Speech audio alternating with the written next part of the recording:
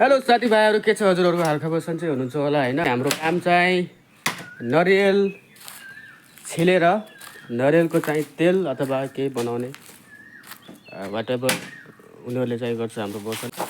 So guys, यसको बारेमा मेरो साथीलाई म भन्न चाहन्छु, के चाहिँ थाहा छ उहाँले बताउनुहुन्छ है। बङ्गाली दादा, हम तुमको पूछेंगे हमारा मर्जी से, नारियल का क्या क्या उपयोग होता है?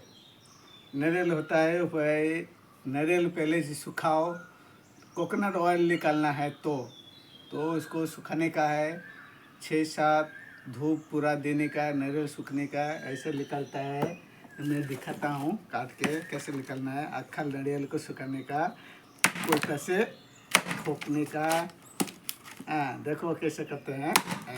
हो गया, अब इसको निकाल दो।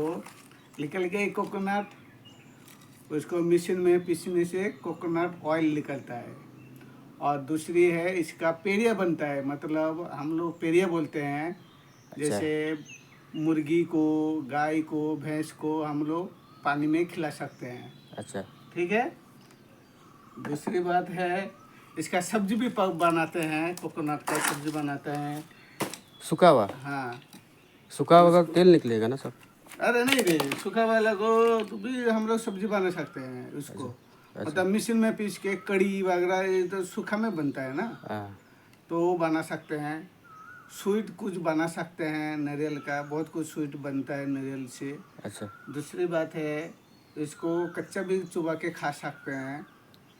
ओके। और अगला वगैरह बहुत कुछ होता है, सबको अलग अलग डिश का मालूम है। हम लोग को जो डिश मालूम है हम बता दिया। आगे भी बहुत डिश होता है, हलवा वगैरह, कुछ स्वीट का, कुछ संदेश वगैरह, ये सब कुछ बन सकता है, बहुत कुछ बनता है। अच्छा, तो कुछ भी बना के हम लोग खा सकते हैं इसको। हर चीज़ में ये बना सकते हैं इसको, सब्जी से, साग से, सब कुछ में डाल सकते हैं। अच्छा। बस।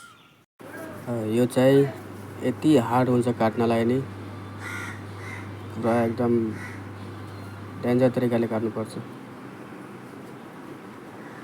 यो नि काट्दा नि लगभग 1 घन्टा भइसकेको थियो। अनि के अरे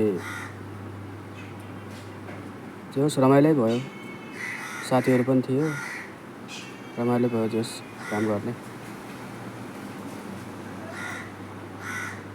तर एकचोटि हानेर नहुने क्या, यति साह्रो क्या यो।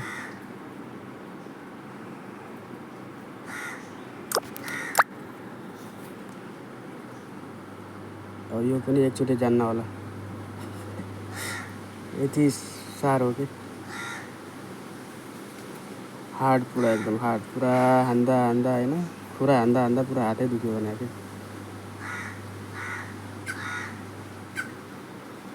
डेन्जर। अनि यो चाहिँ लगभग 500 नारियलभन्दा बढी होला। 500 कोकोनट के, 500 कोकोनट। अनि हाम्रो साथीले पनि गरिरहेको थियो। यो सबै नारियल हो, यो सब हामीले छिलेर राखेको। रमाइलो गर्दै होइन, साथीहरूसँग होस् काम गर्ने राम्रो हुन्छ, रमाइलो लाग्छ मलाई त साथीहरूसँग। यो चाहिँ हाम्रो अलिक भर्खर चाहिँ निकालेको है भित्रबाट। अनि सब चाहिँ हामीले छिलेको, हेर्नुहोस् न कति धेरै छ।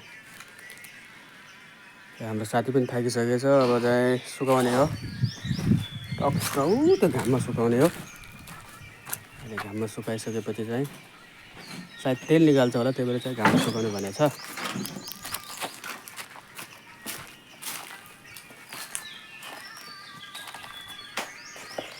यति धेरै हो, यो होइन फेरि ल, यो नारियल हो।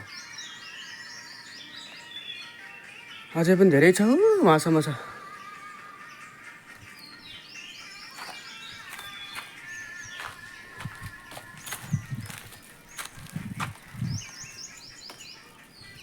अनि यो पनि जम्मा गरेको थिएँ, यो पनि बेचिदिइहालेँ मैले 200 रुपियाँमा।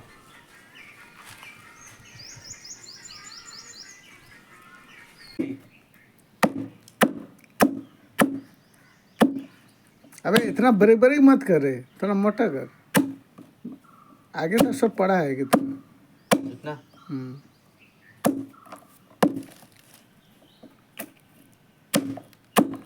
सो गाइस यो चाहिँ हाम्रो तेल बनाउनको लागि हामीले चाहिँ कटिङ गर्दैछौँ होइन। तेल बनाउने हो अरे यसको। यसबाट चाहिँ अब नारियलको लड्डु पनि बन्छ होइन, और राम्रो राम्रो स्विटहरू पनि बन्छ। हामी चाहिँ यसलाई रेडी गर्दैछौँ, तर खासमा यो चाहिँ तेल बनाइरहेको छ है हाम्रो यहाँ चाहिँ। हो 1 मिनट है, ओके। और बाकी है 22 सेकेंड हुआ।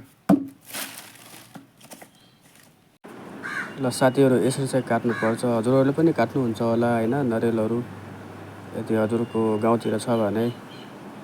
हामी चाहिँ यसरी काम गरिरहेको थियो लगभग 3 घन्टासम्म। अझै पनि भ्याएको छैन, तर अरू चाहिँ बाँकी चाहिँ काँचै छ। जुन नरियलमा पानी हुँदैन नि त्यो मात्र काटेर सुकाइरहेको हामीले। अनि त्यही हो साथीहरू, 2 घन्टा भयो, गर्मीले मार्यो, माथि टिन थियो। ल हाम्रो चाहिँ रेडी भइसक्यो यो पनि काटेर होइन। अब चाहिँ यसलाई चाहिँ घाममा सुकाउने प्रोग्राम हुन्छ। घाममा सुकाएको पनि के भिडियो हाल्नु होइन, हजुरले थाहा पाइसक्नुभएको छ। त्यही भएर चाहिँ सर्टकटमै मैले चाहिँ यति नै हो मेरो भिडियो भनिदिएको ल गाइजहरू। अनि जेम्सको पावर हेर्नुहोस्, पुरा एकदम जमिनै हल्लाइदिन्छ। हेर्नु न, यति जोडसँग हानेको त्यही पनि नफुटेको कि नरे। फुट्नु त फुट्यो तर पुरै फुटेन क्या, यति जोडसँग हानेको हेर्नुहोस्।